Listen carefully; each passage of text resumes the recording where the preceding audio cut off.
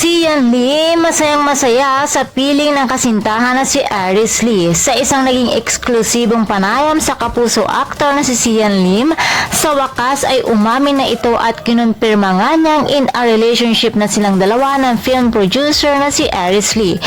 Sa isang diretsahang tanong kay Sian kung totoo nga ba ang nagsilabasang balita kamakailan lamang na may relasyon sila ni Iris Lee, diretsahang sinagot naman ito ni Sian na, "Yes, I'm seeing Iris." At ayon pa kay Sian, just to clear everything, to clear all the speculations, we are seeing each other and we are very happy. Ayon pa sa aktor, minabuti na daw niyang magsalita tungkol dito para mabigyan linaw na ang lahat. Kabilang narito ang pag-aakusa kay Iris na siya daw umano ang third party sa hiwalay nila ng kanyang ex-girlfriend na si Kim Chu.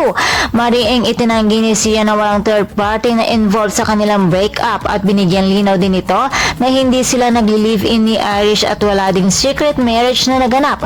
Ayon pa kay Sian, isang talented filmmaker si Iris at busy daw silang pareho sa kanilang career. Bastang importante ay nabigyang linaw na ni Sian ang lahat ng isyong binabato sa kanilang dalawa. At sa ngayon ay masaya sila ni Iris, gayon din naman si Kim Chu na katatapos lamang nag-celebrate ng kanyang kaarawan. Masayang masaya din ito dahil patuloy siyang binibless. Kaya naman mga chikadoras, maging masaya na lamang tayong lahat para kay na Sian Lim at Kim Chu. And for more showbiz update, please don't forget to like, share, and subscribe my channel. Thank you for watching.